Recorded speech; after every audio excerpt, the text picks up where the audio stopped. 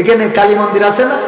ওরে বাবা আছে মানে কি, আমি এই যে আসলাম ওখানে ওই যে হিন্দুদের বিয়ের গেট করা রয়েছে, যারা এই রাস্তায় এইছেন দেখেছেন, আমার গাড়ি দেখে তো ওরা স্লোগান দিচ্ছে, বলছে দে বাড়ি, বর চলে এসেছে। আমার সবসঙ্গী যারা ছিল ওরা জানে, বলছে বর চলে গিয়েছে। হ্যাঁ, আমাদের বলছে দে বাড়ি কুপা। আমি চিন্তা করলাম টুপি না থাকলে, টোকনটা থাকলে মনে হয় পরি বাড়ি যাই করতাম। আল্লাহ, ভাগ্যে নেই, ভাগ্যে নেই রে, একদম হাতের কাছে ভক্সাই গেছে। এরা ভয় না, অনেক সময় মাছ ধরতে যেয়ে দেখা যাচ্ছে বড় মাছটা ধরি ফেলেছে, ঠাস করে চলে গেল রে। তা আমার আজ হইয়ে গিল পিরাই, বলছে ঢোলে দে বাড়ি, বর চলে গেছে দে কুপার।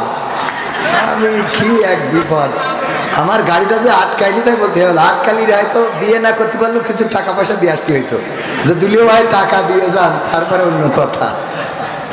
তো যাই হোক, হিন্দু আছে, বৌদ্ধ আছে, খ্রিস্টান আছে এই দেশে, মুসলমান। তিনজন বন্ধু, একজন হিন্দু, একজন বৌদ্ধ, এই একজন খ্রিস্টান, একজন মুসলমান গেছে যশোরে, যে পানির পিপাসা লেগেছে, তো আমাদের আখ খেতে ঢুকেতে আখ কুপান দিয়েছে আচ্ছা মতো। দেওয়ার পরে আখ ক্ষেতের মালিক এসে দেখে, ওরে বাবা, তিনজনে 321 খান আখ নষ্ট করেছে। বলছে তোরা আখ খাইছিস কেন? তা বলছে তা অসুবিধা কি?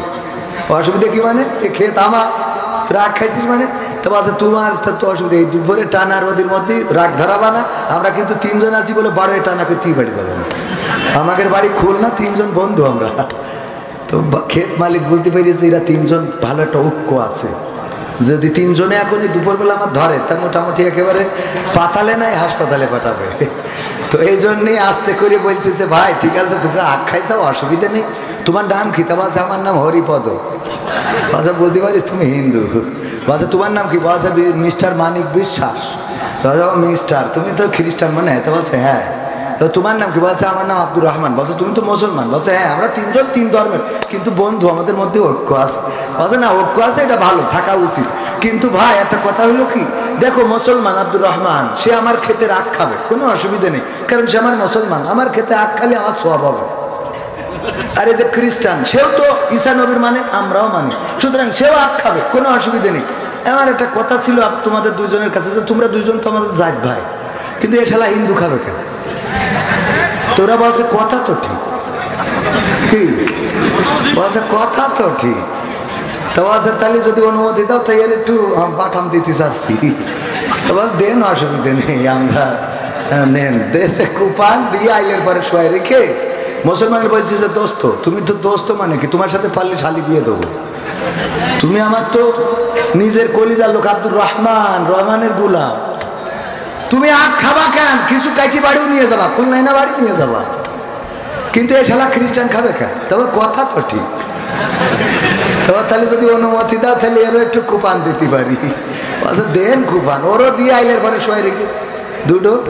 3 নম্বরে আব্দুর রহমানের বলছে দোস্ত, মুসলমান ধর্মে তো চুরি করলি শাস্তি হইলো কোরআনের আইন, হাত কেটে দাও, তাই না? তা বলছে কথা তো ঠিক। তা বলছে তোর আমি মারবো না, ডাইরেক্ট উচাতে কেটে দেবো। শালা তুই আখ খালি কেন? তুই মুসলমান এই অনুমতি নিয়েছিস? ও তখন বুঝতে পারিস তাহলে এতক্ষণ ধরে কথা তো ঠিক বলেই তো পড়েছি বিপদে। এইটারেও বাটাম টাইনে 3 জনের যখন আইলের পরে শোয়াই রেখে 3 জন বলছে, প্রথমে যদি আমরা খুলনা ফুলতলা এই পরিচয়ে হিন্দু, বৌদ্ধ, খ্রিস্টান, মুসলমান এক থাকতাম, তাহলে আজকে এই আইলের পরে আমাকে টানটানি করে থুতি পারত, কথা কয় না। তো এখন ছাত্র দল, যুব দল, শিবির, জামাত ফাটাফাটি করেন, অসুবিধে নেই, টানটানি করে থিবে না, দাদা কিন্তু থেমে নেই। কথা কি বোঝা গেছে? দাদা থেমে নেই, দাদা ষড়যন্ত্র আজও আছে না নাই? আমার ভাইরা, এই জন্য ঐক্যবদ্ধ